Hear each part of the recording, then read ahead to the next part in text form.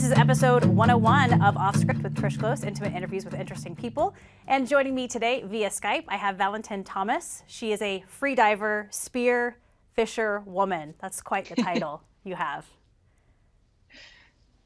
Yes, definitely. I definitely have an unusual job, to say the least. You have, I don't even know if it's an unusual story. It's an impressive story. It's a pretty incredible story. I first saw you on Joe Rogan, the podcast you did with him. And I honestly, when I Google spear fisher woman, you pop up. I don't know if you knew that. What kind of photo is it? It's the good photo. It's the one of you in the wetsuit. I think you have like, I don't even know the term for it. Your spear gun. Is that what it is? Yes, it's a spear gun, yes. Okay. So I did a whole bunch of research on you because I could not wrap my head around the fact that you left this job to do this other thing that eventually became your passion. We're going to talk a lot about all of this, but break it down to me like I'm a 5-year-old. What is a free diving spearfisher woman? So basically, spearfishing is when you're diving while free diving. So we don't use tanks. So we hold our breath to dive deep and hunt for fish. So you have a spear gun, which is powered through elastic bands. And then you either put yourself at the bottom of the ocean to try to kind of hide and actually hunt for a fish, or you do blue water hunting when you're in 150 feet of water and you're waiting for a fish to come and get curious at you. Oh man, we're going to talk a lot about that. First though, where are you from originally, Valentine? I'm from Montreal, Canada. Did you grow up with siblings? I do have a younger sister. Okay, what was it like growing up in Montreal? It was pretty good. I mean, I'm pretty far away from the ocean, so it was playing soccer in the back streets and parking lots and. Right. What did your parents do growing up?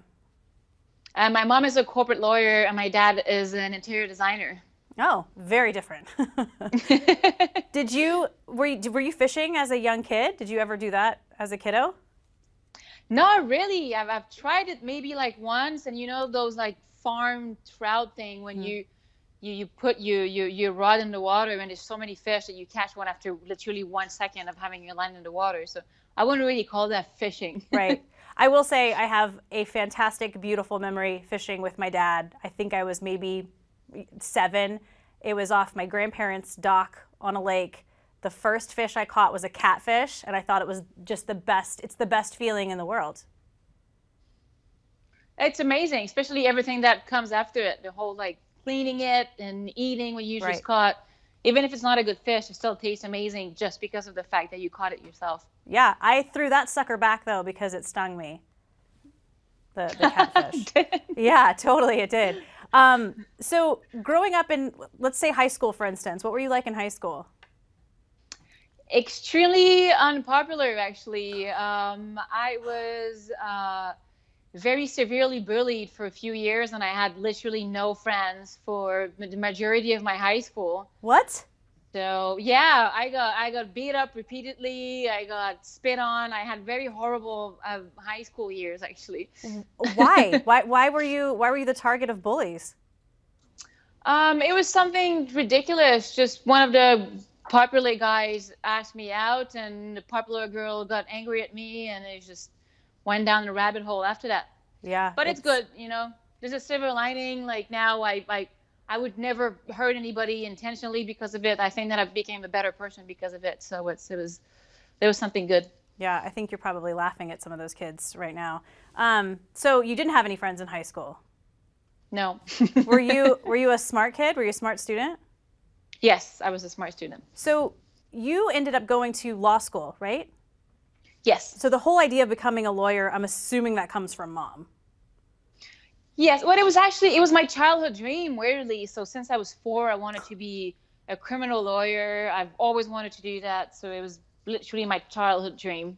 So I went to do my law degree, then I did my master in law after. Okay, that's really weird.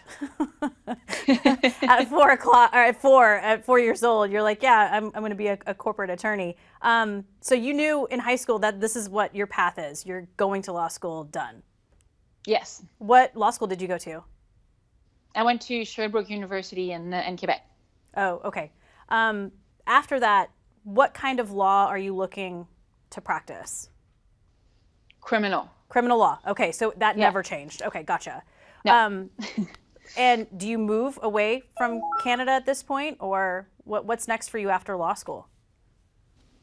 So basically, I did my master in law back in Montreal, and then, I don't know, something was kind of keeping me from wanting to keep pursuing that, so I decided to move to London. So my dad is French, so I do have a French passport, so I had the possibility to go move to Europe, so I decided to go and do that. Okay, how long were you in London? About 6 years and a half. Okay, and how was that? You were practicing law, right? No, actually, I made a move to finance when I was there. So I worked in a hedge fund for about 6 years. Okay, and was this a satisfying job?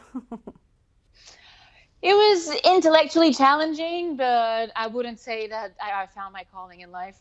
Okay, so let's get to this first expedition that you took. How did this come about? This first fishing expedition that you went on? I met a cute guy who was really into spearfishing, and I was like, yeah, okay, I'll try it. That's always how it starts. It always starts with a cute guy. Always. Always. But the thing is that I didn't want to go at first because when I was 14, I almost drowned. So I was on a holiday with my parents, and I passed out. I got caught in a current. I passed out on the water. The lifeguard had to save me. Mm-hmm. So it was like me and the ocean were not friends at all from the start. So it was really all about. Yeah, let's talk about that. You guys were on. Where were you vacationing? You were 14 years old. In Biarritz, so in the southwest of France. Okay, and what were you guys doing? Were you on a boat somewhere? Like what was happening? No, we were just on the beach, and okay. that coast is very well known to have very strong waves. And I went for a swim, and so they have these undertow currents that just appear out of the blue. And I just got caught by one. Then I was fighting. You're not supposed to fight, but I was 14. I didn't know, and I just tied myself up, and I just passed out. And so what happened next? Lifeguards came in and had to... Lifeguard came into the water. They grabbed me, like in a movie, like in a Malibu episode, dropped me in the beach. A helicopter came. It was slightly traumatizing. Yeah, that scarred you. That scarred you a little bit because you essentially were afraid of the ocean. You had that was a fear of yours. Oh yeah, definitely. For about 10 years, I refused to swim in the ocean. Maybe apart from like thighs deep type of sort of swimming thing. Right. Okay. So cute guy convinces you to go on this expedition. Where do you guys go? Where is it? So first of all, I did a freediving class in Sharm el-Sheikh in Egypt. Mm-hmm. And then after he convinced me to go spearfishing, which is this very weird military island, which is owned half by the British and half by the US. And we took a military plane to go there. And it's a very advanced spearfishing destination. So I was really put right in the middle of it very, very quickly. Yeah, for sure. And how does this work when you go spearfishing? You take a boat out somewhere in the middle of the ocean, and then that's when you go diving? Yes, you can either dive from shore or you can take a boat, pretty much. The boat, what you do is they drop you in the water, and you're kind of drifting with the current. And you just make your drop up and down, and the boat is just behind you, kind of following you. Gotcha. At a distance. Okay. So this first trip that you're taking, I mean, are you freaking out? I'm absolutely petrified. Remember sitting in the back of a boat, my heart is pumping. I'm like, what am I doing here? Why did I say yes to this? I just want to be home. I want to watch TV now. Yeah. But then I jumped in, and it was really beautiful under the sea. And then I caught my first fish that day. And even though it was a pretty bad fish to eat, it was a blackjack. Just the fact that I caught it myself, I was like, this is the most amazing fish ever. So that's kind of when I fell in love with it, even though I was still very scared of the water. So that very first trip, you were hooked. No, it's a really horrible pun, but you were hooked right then and there. Kind of. Like I fell in love with the whole process. The diving thing still took me a good 2 years to be very comfortable in the water, considering that I was so scared of everything. Okay. What was it about it? What was it about that whole first adventure that just changed your life? Well, it's the fact that I've always loved food. I'm really cooking is really a passion of mine, and it was all of a sudden, you know, my entire life I've been buying my food at a grocery store, and all of a sudden, I just created this fantastic connection between me and my food and me and nature, and I just discovered another part of me that I didn't know exists. You know, the whole hunter and gatherer thing that you could definitely not see when you look at me, but I was like, oh my God, it's there. I'm a hunter gatherer, and it was just this kind of mind blowing connection with myself as a Homo sapien when you think about it. For sure. So you've always been into cooking then? Yes. Okay. Was your family, or do you have a family full of cooks? I mean, was that a big thing for you guys as a family growing up? Not that much. It was more like when I was really a kid, I was grabbing cookbooks and I was already making things. And in college, when everybody was spending a lot of money in beers, what I was inviting my friends to have a lamb tikka masala Friday night in my house. And people were like, what? Do you have pogos? Do you have corn dogs? Awesome. So that first trip, you catch a blackjack. Is that what you said, I think? Blackjack fish? Yes. With a spear gun? Yes. Okay. Do you clean it? Who cleans it? How does this whole process where you're eventually like eating this fish that you said wasn't even very good?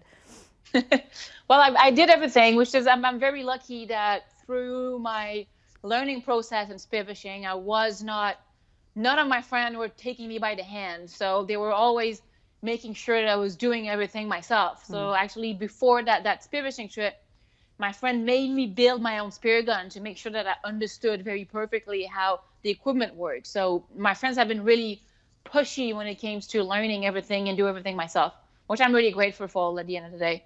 Yeah, those are some good friends. So at this point from this trip, you go home, maybe back to your life. And does this trip just stick with you? Does it linger? Like what's changed in you where you're like, I can't do this day job anymore and I have to change something? So it was kind of a long process of the whole, like now I just realized that when I was going out with friends to the restaurant, first of all I could talk about is fishing and spearfishing and cool trips and London, and people were really looking at me being like, what are you talking about, crazy lady? So it was really kind of a change in mentalities and change in values and change of connection of what I was doing. So I was finding my job more and more boring, and also not only my job, but the fact that I was realizing that I'm really working for what here? To get an expensive apartment in London, to get a lot of expensive shoes, and I kind of reconsidered my value and who I was as a person. And then when I got hired to do a documentary in South Africa in 2016, even though I was paid barely nothing, when I came back, I was like, wait a minute, I can have a cool job when I do what I love. It's going to be less money, but this is actually would give me the most amazing career that I could ever hope for. Were you finding yourself at work Googling like spearfishing things instead of actually working? Literally all day long. Really? Like what kind of things were you Googling? I mean, were you just at this point so obsessed with it, you're just trying to figure out everything? Pretty much. I was always showing my photos to everybody. I was always trying to Google new destination. What can I do? How this could become an actual job. I just stopped paying any attention to what I was doing. I had no interest for it anymore. Yeah. When did you finally quit? That was about 4 years ago. Really? God, that wasn't that very long ago. No, it was very, very recent. Who reached out to you for this documentary in 2016? It was a director who worked for a French TV channel. I just wanted to do a documentary on my double life as a woman working in finance and as a woman who goes on extreme spearfishing trips. I'm always curious how people like this find out about someone like you. Like, was it through social media? Yeah, okay. Speaking of, your Instagram is so incredible. Like these shots of you underwater, I butt clench when I see them. I'm just like, oh, I don't even, like you're in the middle of nowhere, but they're so stunning and gorgeous and graceful. It's just, yeah, they're beautiful. So if anyone's listening to this, go to her Instagram page right now and look at all these photos because they're incredible. So this Thank you. documentary, yeah, I mean, he finds you via social media, and what was your first thought? I mean, did he call you on the phone? Like, how'd that work? No, he sent me a message on Facebook, and then he told me about his idea that he wanted us to go to South Africa to go film something, and I was just really thrilled about it because for me, any occasion to be talking about my fishing and to be actually fishing was just fantastic. Because again, like I was still working full time in my job, so it's not like I had the holiday just to go fishing all the time. So Sure. any occasion was good enough for me. Did you think this request to film this documentary was almost like your ticket out, where you're like, this is it? It was, because it definitely changed my mentality of, I want to be a woman working in finance, earning a buttload of money. And now I was like, you know what? Actually, there's better options in life. And I didn't know still what I was going to do, but I knew that something else was there. So it kind of gave me the push to want to even explore the possibility of doing something different. This was in 2016. Where in South Africa? Durban, and then we drove the coast all the way to the border of Mozambique and Sodwana Bay. Okay, so there were multiple expeditions that you took on this whole trip? Yes. Okay. What was the experience like, having a film crew essentially follow you underwater? It was really sharky. Ooh. And I was definitely not super comfortable in the water, and because they were filming, I kind of had to be like, I'm brave, don't look scared. So it was a little bit interesting when it came to that.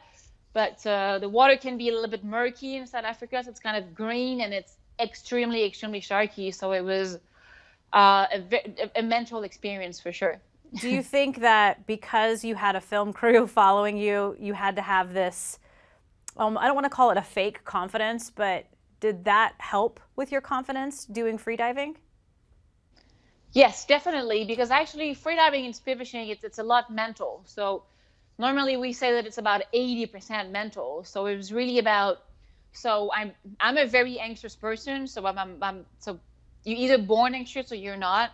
It's had nothing to do with the amygdala on the front part of your brain, and it's. So I had a lot of panic attacks when I grew up, and then this whole spearfishing thing kind of really helped me pushing through mentally, because again, you're putting yourself in an environment where you're not as strongest. When you're in the water, you're giving up strength, speed, pretty much any advantage that you can have on land. So it's really mental to be able to stay there and face your fear and kind of have confidence in yourself in the water. Have you had panic attacks underwater? Once. Yeah, where was that? That's because I was in Mexico and the boat ran out of gas and it left me in the middle of the ocean by myself. Shut up. Really? Yeah. How long were you out there by yourself? About 2-3 hours, something like that. Were you just treading water the whole time? So I was like swimming towards shore. I was maybe about 6-7 miles away, so I was pretty far. So I was just like, okay, I guess I'm better start swimming. Oh my gosh. Did you ultimately make it to shore, obviously, or did they come back and get you? Another boat miraculously passed by. They could have run me over too, but no, I managed to see it. I was making big signs. I was like, oh, help, help, help, help. Yeah. And I finally came and they picked me up. Good grief. Yeah. I'm surprised you still do this. That's impressive. So the documentary, how long did you guys shoot for?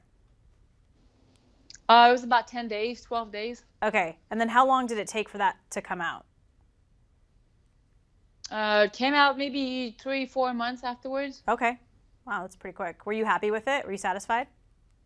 Yeah, it was pretty good. I mean, it was pretty funny to watch it years after, because he films a part of it in London, so you can see, like with my London life, you can see my beautiful apartment, my dogs, my brand new Mercedes. You can see all of that, so it's really funny for me to see that now. Now I have a 2008 old SUV with a broken transmission, but that's good to see the difference. Oh, I'm sure it's probably a little surreal to see these two lives, that, the one you had and the one you have now. So in 2016, I think you said that's when you really said, I'm doing this full time. Yes. Where do you go from, where do you go? Like, where do you go to do this full time? Like, how does one start this career? So I did it completely wrong. I moved to Florida with a little bit of savings, maybe like $3,000. And after about 2, 3 months, I had no money left. I was living in my car.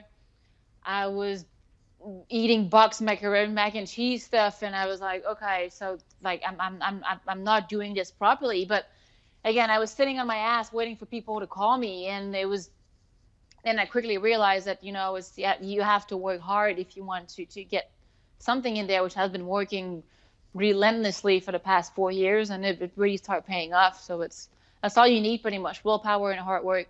Yeah. What was it like leaving that life behind, leaving the Mercedes behind? Did you leave your dogs behind? No. So I brought my dogs with me. Whew. And I left the boyfriend, but not the dog. Well, the boyfriend can always be left behind. Dogs are a completely different story. But what was that like, leaving all of that behind?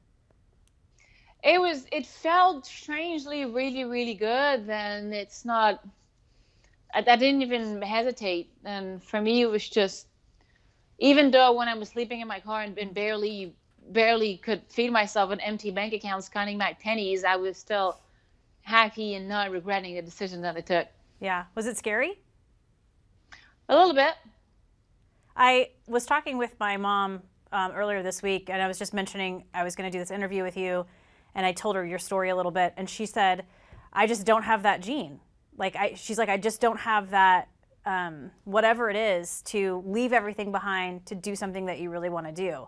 And I would agree. I think a lot of people don't have that in them, or just can't do it, or they're stopped by fear.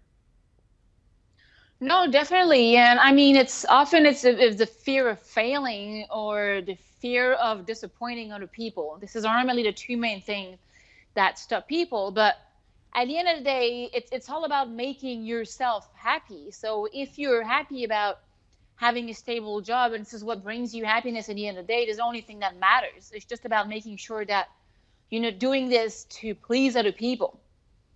Do you feel do you feel like your job in London was to please other people? It was actually to please kind of, I'm going to get society standard in a way, because I was pursuing money. I was pursuing kind of the wrong, the whole chasing, having a bigger apartment, having a better car every year. So it was this whole kind of rat race type of thing. Well, success. I think we view success, if you're successful and if you are somewhat powerful and if you have money, then you're on this level, wherever that level is. So I think success probably has a lot to do with it as well. Yes, no, definitely. And my dream at that time was to have a big house and just having that kind of lifestyle and live in London or in New York or in LA. And now just the thought of being in a big city is absolutely daunting to me. And now I want my own chickens to have my own eggs. I want a garden. I want to be close to the ocean to catch my own fish. So I love it. I love it. That's a book. So you're in Florida, living in your car. And I think this happens to a lot of people, myself included. We kind of wait for something to happen to us instead of making that thing happen. Did you get to a point where you're like, hey, no one's going to give me anything. I actually have to push and work for this? Yes, it definitely happened, because what found myself doing is I found myself kind of resenting successful people and not understanding why it wasn't me. And so I just had to take the time and sit down and reflect. And the hard part about that is, when you're doing an introspection of the kind of person you are, sometimes you're going to discover you're not as great as you think you are. And it's really about looking yourself in the mirror and try to, it's a good balance of trying to be a better person, and on the other hand, trying to believe in yourself. So it's not an easy process, but it's definitely worth it at the end of the day. Yeah. How did you start that process of becoming this? By reading a lot of books. Yeah. I'm assuming on spearfishing? On spearfishing, on how to become a better person, on how to be happy, on marketing, on literally every subject that I taught could be useful for me. Was there a book that you read that changed everything for you, or was it just a culmination of everything? It was just a combination of everything. I read a lot. I read probably a book a week. So it's really about learning as much as you can. Yeah. Information is key. Okay. So do you just start taking expeditions and documenting these and just putting it out there, putting you out there?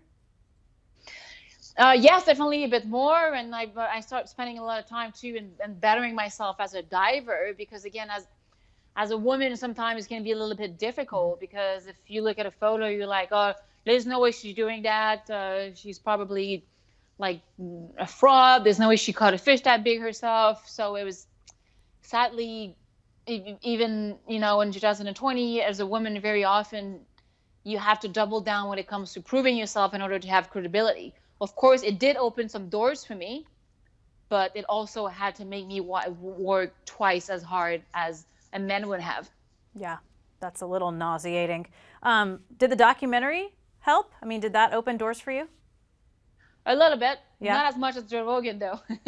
Well, I was going to ask, I mean, that's where I discovered you, on Joe Rogan. What kind of response did you get after that interview? I got a lot of new followers, and I got a bunch of opportunities of people kind of contacted me, and I guess it also really helped with the credibility of, not be able to tell my story and to kind of explain what I want to do beyond Instagram, because Instagram is a meme, but again, Instagram is not life. No, it is not. You do, you've done a few TED Talks, right? Yes, I have two, one in French and one in English. Okay. Yeah, I think the first time I contacted you, you said you had a TED Talk, and I was like, oh, I'll watch it. And you're like, yeah, it's in French. Sorry. When did you learn English as a young child, or when did that come about? No, I actually learned English when I moved to London in 2010. So it's pretty recent. Yeah. Well, good for you. 2 languages there. So at this point, over the last 4 years, I guess we could look at, how have you seen your life change? I know that's a loaded question, because there's a ton of things that have changed with you.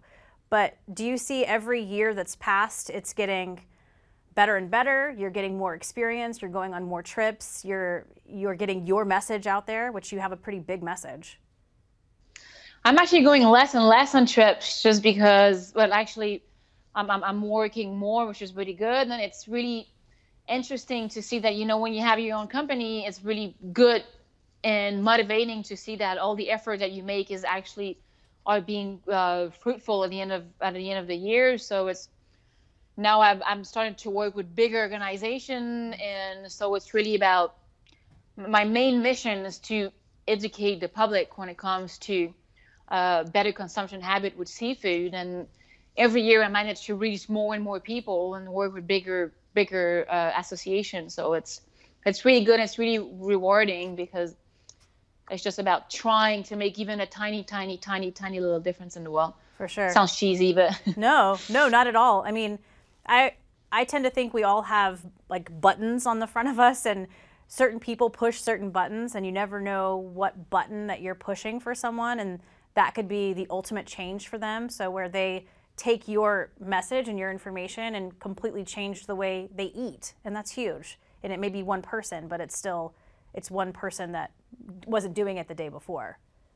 Exactly. It's exactly the way I see it. And I'm lucky enough to have a platform that's big enough so I have the voice to reach a lot of people. And it's while I do respect the decision of other people doing that, it would be easy for me just to use a platform to show myself off and do that type of stuff. But I think that I don't like the term influencer, because it sounds like I'm selling face cream online, but nothing wrong with selling face cream online though. No. But it's just about, it's really important that when you have a voice, to use it to the right reasons.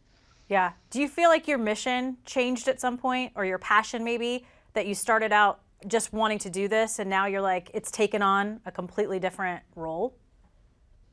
Oh, definitely. And a lot of people are often asking me, but I don't have a passion, so how can I do this? And it's not, you don't really need a passion, because when I quit everything, I only knew two things as a fact, and it was the fact that I didn't know. I knew that I was not happy with what I was doing, and B, I knew that I love cooking the fish that I caught. So it was really about trying things, and this, pardon my French, but about throwing a bunch of shit on a wall and see what sticks. Nice, nice. When did you have a cookbook out, right? I do, but it's in French only at the moment. And That's I'm lame. working on that. That's lame. It is. It is. No. So when did that cookbook come out? It came out in April last year. Oh, okay. So you are a sustainable seafood advocate. I mean, this is what you push every single day. What came first for you? Sustainable food, sustainable eating, cooking, or this passion when it comes to like finding your own food, the hunting and gathering? Was there something that came first, the fishing or the sustainability? It was the fishing, because when I started fishing, so basically the proximity with the ocean and the fish and the marine life created that care. Okay. So it's, again, people don't start foundation on cornea cancer if they don't know anything about it. So it's the same thing pretty much with the ocean. It's about the fact that being in there and being in the ocean all the time, this is what generated the care that I have for the ocean, and then after that to sustainability. Exactly. And you've gotten some pushback in the last few years. A lot. Yes. Yes, thank you. Next question, please. No, I mean, you're getting criticized for pulling out a fish a day, right? Yes. It's again, still today, there's a lot of brands that refuse to work with me because I do an act of killing, and it's kind of something that makes me sad, because when you're thinking about ocean conservation, you're thinking about plastic straws or getting the plastic out of the ocean, which it is a very valid cause, and it's really something that we need to fight for. But 46% of the plastic in the oceans are fishing nets. So we need to address fishing. We need to address our consumption habits. And again, if everybody kind of want to turn a blind eyes and make food sourcing something taboo, then how are we going to make progress in this? Mm-hmm. Because let's look at commercial fishing. A lot of it is done, in your opinion, wrong. It's just about some fishing methods are absolutely horrible. So it's really, some of them had to be stopped completely. But commercial fishing is here to stay, and especially even the purse seine, like a gigantic nets, they're not going to go away anytime soon. So we have to find ways to work with those fishing methods.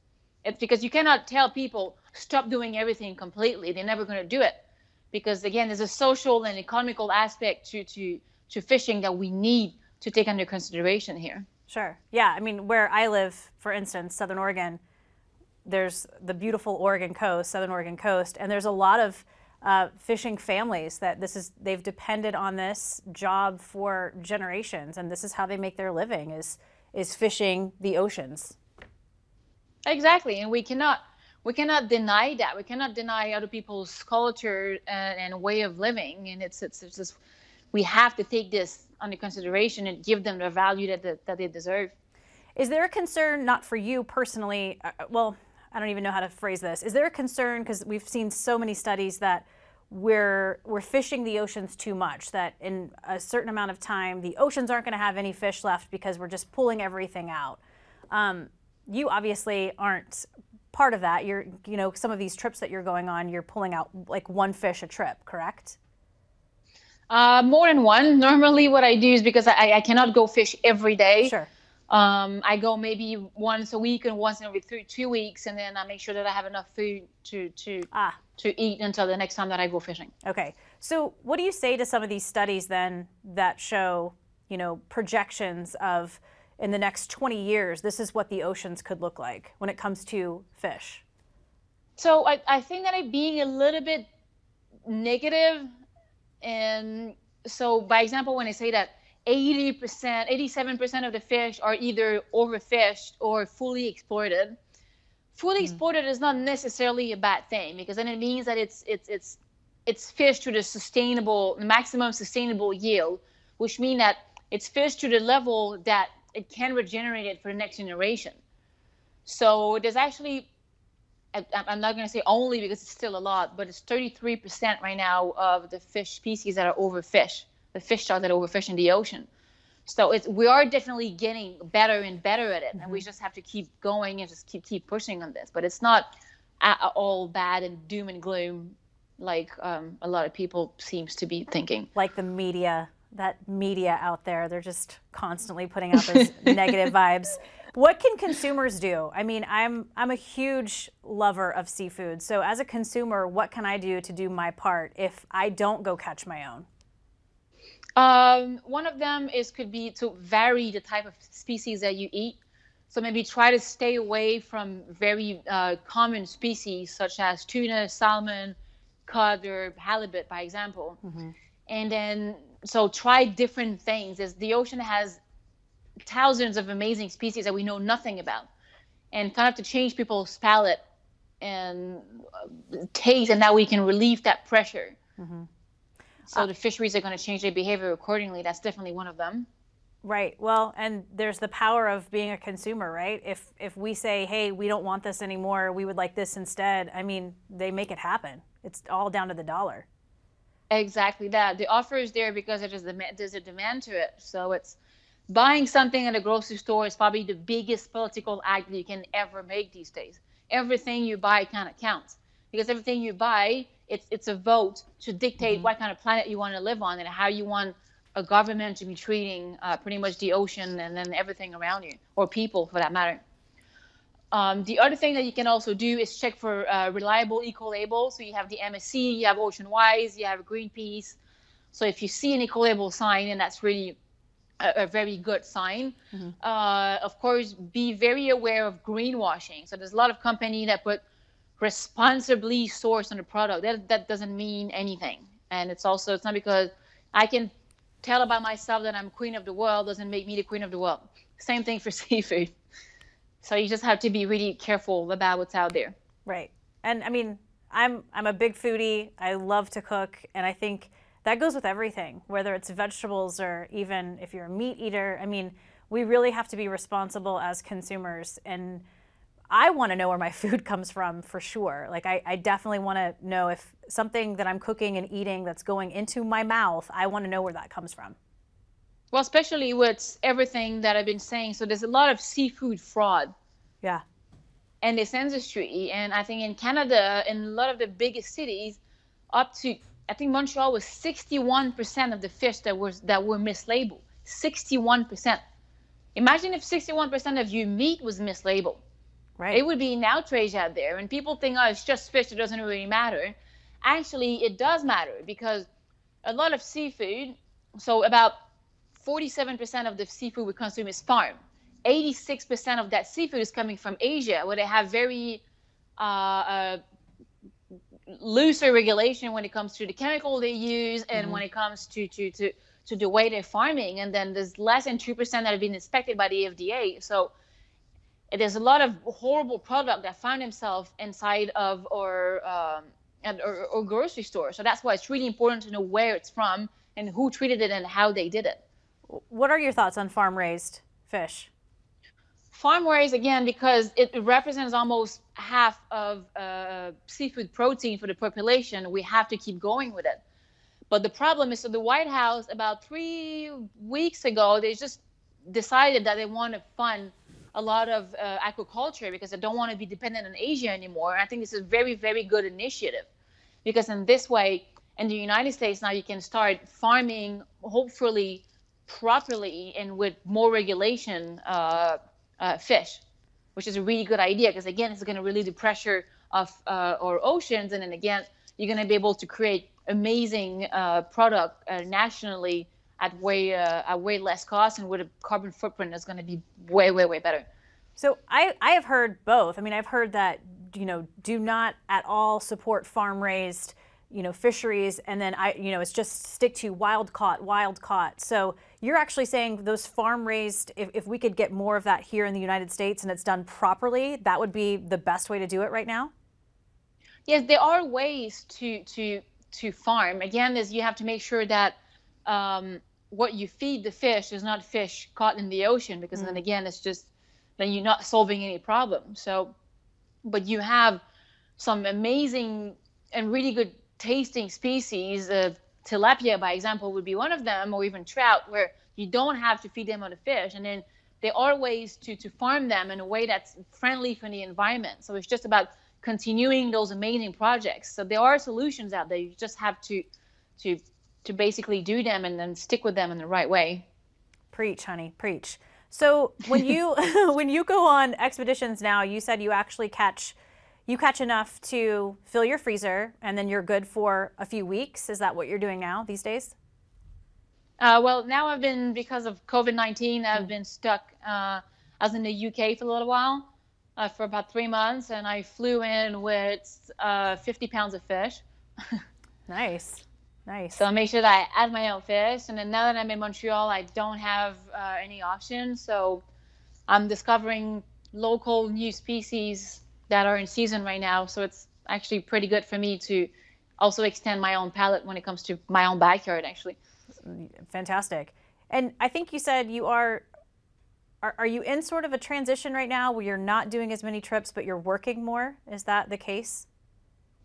Yes, I'm working way more, which is really good. I'm finally catching up on a lot of my back office and different projects that I need to do. And this time made me realize that I probably should slow down when it comes to travel a little bit, and just to organize myself a little bit better. I'm not an organized person whatsoever, so this was definitely helpful for that. Because you were traveling like constantly. Yes, and I know that, I do compensate my carbon footprint, because I know a lot of people get a little offended by that. But again, it's very often to go give conferences and then to work. So I very rarely go on a trip just for fun. Man, there's so many trolls out there. I just feel like there's a saying that I love. My husband says it to me all the time.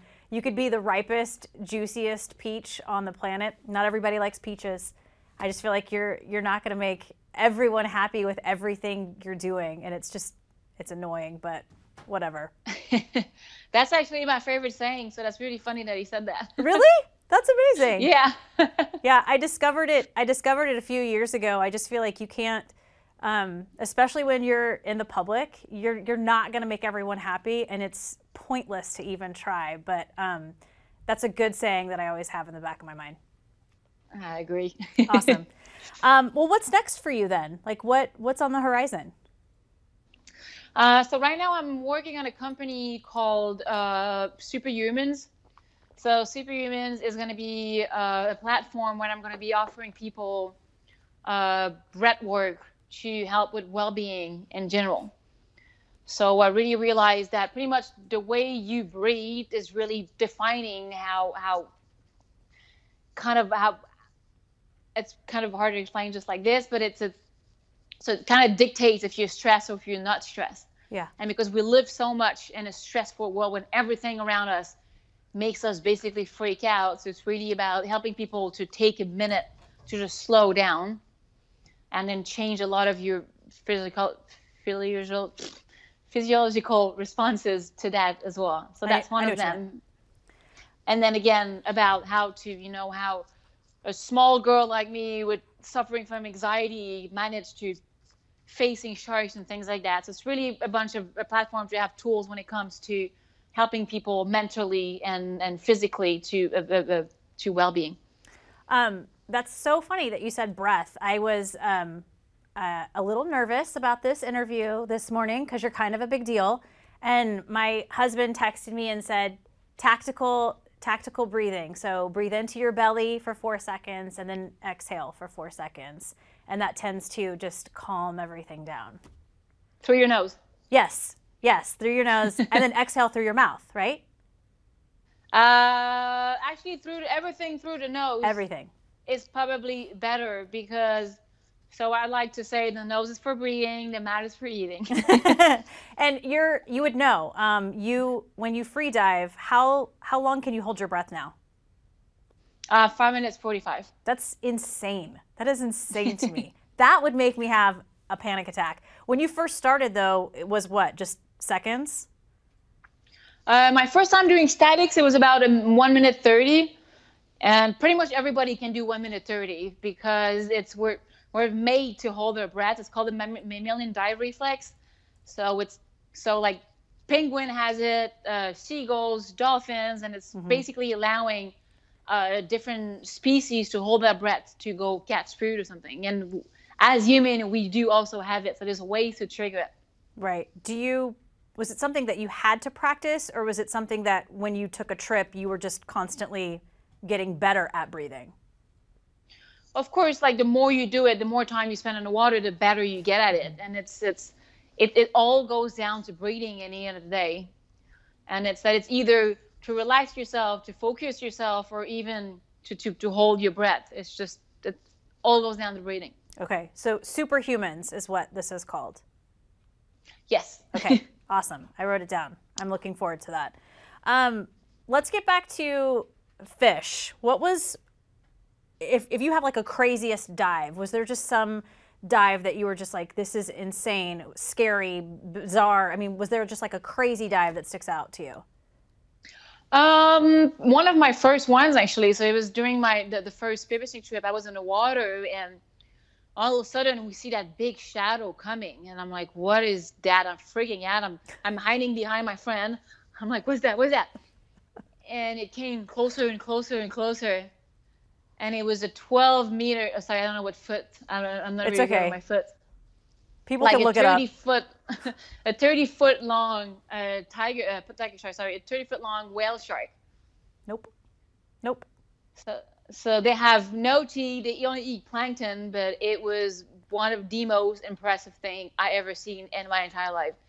It was, first of all, it came so close to us, and it was just swimming with us. It spent the entire day just trying to kind of like come right under us, and it was just such a beautiful experience. And my mind was completely blown. That would be incredible. Absolutely amazing. Was there a worse dive, a really bad one, where everything went wrong? Yeah, a few. One of them was probably, I was in the east coast of Florida. I was in Jupiter, and I'm in the water. There's a lot of current. So my roommate anchors the boat, and we're doing like dives up and down. We're on top of a wreck, so we're staying very close on the boat because it's hard to swim back to the boat. And I shoot a fish, and now all of a sudden there's 30 bull sharks around me. So I'm like, shit. So I'm start screaming to my friends. I'm like, shark, shark, shark. And they both jump in the water with me to try to help me. And the next thing we know, we look, the boat is about a mile away because we were in the water trying to fight off the sharks. So my roommate is like, okay, you guys, you stay here, and then I'm going to go get the boat. So we're each other, like we're back to back. I have my spear gun with no spear in it, and he's holding my spear, and he's holding my fish. And I'm like, drop the fish. He's like, no, we're keeping it. I'm like, no, you drop the fish. No, we're keeping it. We're keeping it. So I'm like, oh. So we keep pushing the sharks away. Oh my gosh. Took him half an hour to swim all the way back to the boat. Then he wanted to pick us up. And we kept the fish, and we ate it. You guys were like bait at that point. Oh, it was bad. I was like, just give them the fish. They're going to eat it. It's going to be the end of it. They're going to see there's nothing more interesting here. It's just going to be gone. Have there been a few close calls for you where you get out of the water and you're like, oh, that could have ended real bad? Yes, a few times, but I like to think of sharks pretty much as dogs. You can see if you see a nice shark who's just right there, then you can see by the way he's behaving. Same thing if you see a bad aggressive dog, same thing with a shark. The way he's going to be swimming really, really fast. He's going to have his fin down instead of having his fin on the side. So it's all about reading their behavior. And if you see the shark is in a bad mood of being aggressive, you just go back on the boat and you just change spots. Yeah. Jeez. I'm surprised. But I mean, this is your, and again, I think you wrote something, you actually sent it to me, and people ask you all the time, you know, how did you start this? How did you start doing this? How can I start doing this? And you've said multiple times, it's not for everybody. It's not. It takes a lot of hard work. You're not just going to jump off a boat and spear a fish and now you're a spearfisher person. No, exactly. First of all, you need absolutely a free diving class. So you need to do a free diving class. So there is a commitment of about 3 days of learning pretty much the ropes when it comes to spearfishing. So, and the equipment is not that cheap to want to get started. So it is a commitment to start spearfishing. Right. Does it annoy you when people say that kind of stuff? Like, how did you do this? I want to do it. It's fine if they do, but it's more, I get a lot of people being like, oh, do you want to take me spearfishing tomorrow? I'm like, it's a little bit more complicated than just me throwing you in the water. First of all, if a shark shows up and you start panicking and flapping the water around, you're going to get both of us killed. So probably not a good idea. Right, for sure. Do you have, is there a best fish you've ever eaten? It depends for what. So I really like hogfish when it comes to grilling fillets, like on a pan. Mm-hmm. I like wahoo a lot for sashimi. There's so many amazing species out there. Is there a really bad one? Hard to pick. Is there a really bad fish that's just gross? Yeah, there's a lot of them. Have you ever speared a fish, you bring it up and fillet it, and you're just like, yeah, this is not good? Yes, it happened to me with a fish called Jack Crevalle, I think. Okay. I caught it. I thought it was edible. I caught it up, and I looked at the meat, and I was like, ooh, this is not going to be good. Just the smell out of it and the color, you can kind of know. What do you do with those? What do you do with those fish? Normally throw it back to the ocean so it kind of goes back into the ecosystem. When I had my dogs, I was just giving it to my dog. Awesome. What kind of dog? Do you have one dog or two? Two. I don't have them anymore, sadly. It's two sausage dogs. I really wanted to keep them, but because I was moving around so much, they started being a little bit aggressive and started like trying to bite people. So it would have been a selfish thing to do for me to keep them. So I had to make the ridiculously hard decision to give them away. That is sadly. Tough. But ultimately, you have to do what's best for the pups. Exactly. Yeah. Well, you have been so much fun. Thank you. I so appreciate you sharing your message, and I think you're an absolute inspiration. I know for me, because it's whenever we change things up in life, especially if you've been doing something for a number of years, it's really scary to follow your passion and your dreams and leave everything behind that you've always done. It is, no, definitely. And, like I've been fired of so many jobs in my life because I didn't understand why I wasn't fitting. And because, at school, you're not really taught that entrepreneurship is really an option. I thought that you had to be a genius inventing something to have your own company, but you actually don't. So it was really a pleasant surprise for me to find my path this way, I guess, because I started thinking that, okay, like something is wrong with me clearly because nobody wants to work with me. I need to do some soul searching. Are you a believer of everything happens for a reason? Yes, I am actually. It's everything happens for a reason, and also you can make pretty much everything happen for yourself too. Because I'm just looking back at your story. I'm telling you, if it wasn't for that cute guy who invited you on this expedition, I mean, he changed everything. Everything. Man, that's awesome. All right, we're going to wrap up and get to the final three. But before we do, again, just thank you for sharing your story. If people do want more information on sustainable seafood, is there any place where, even on the website, like a website or something, where we can just get more information? Yes, definitely. So you can check the website of the MSC, so the Marine Stewardship Council, or even Oceanwise or Greenpeace. They have plenty of information. I'm working on my website right now to hopefully have really simple and digestible information for the consumer. And my Instagram, I also post a lot about everything that's related to that type of stuff. And when's that cookbook coming out in English?